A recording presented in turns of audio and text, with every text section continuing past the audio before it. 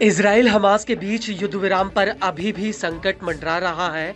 वो इसलिए क्योंकि इजरायली पीएम नेतन्याहू के कई सहयोगी इस डील के खिलाफ हैं। वहीं एतमार बेन ग्वीर ने तो नेतन्याहू से गठबंधन तक तोड़ दिया।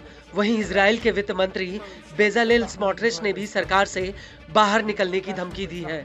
हालांकि इसमें कोई दो राय नहीं कि हमास अपनी शर्तों को इजराइल से मनवाने में कामयाब रहा है और जंग में जिन लक्ष्यों को लेकर आईडीएफ गाजा में घुसी थी वो भी पूरे नहीं हो पाए।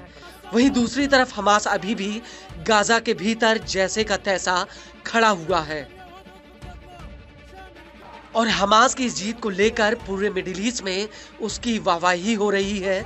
और इसी कड़ी में अब ईरान ने हमास को लेकर एक बहुत बड़ा बयान दिया है।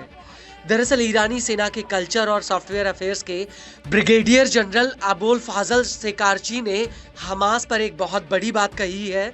ईरानी जनरल का कहना है कि इजराइल को गाजा में हमास के साथ युद्ध विराम के लिए मजबूर होना पड़ा, क्योंकि गाजा में इजराइल के बर्बर अपराधों के बावजूद हमास युद्ध के मैदान में विजयी हुआ है।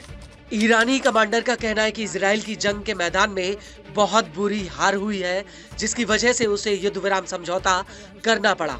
वहीं इस समझौते को लेकर ईरानी कमांडर हुसैन सलामी का कहना है कि अगर इजरायली सरकार इस समझौते को मान लेती है तो गाजा में लोगों के ऊपर बरस रही आग बंद हो जाएगी।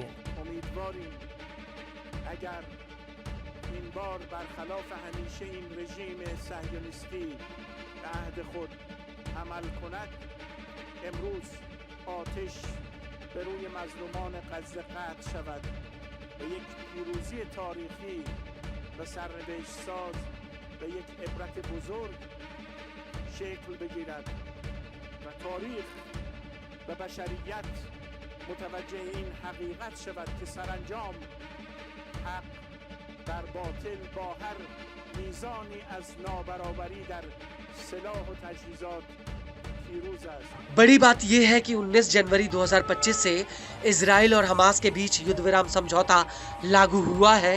हालांकि दोनों पक्षों ने एक दूसरे के ऊपर समझौता लागू करने में देरी के आरोप लगाए थे।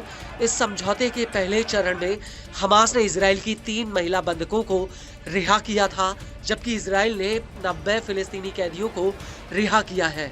इसको लेकर ईरानी कमांडर शिकारची का कहना है कि फिलिस्तीनी प्रतिरोध अल-अक्सा ऑपरेशन से पहले के मुकाबले मौजूदा समय में काफी मजबूत हुआ है।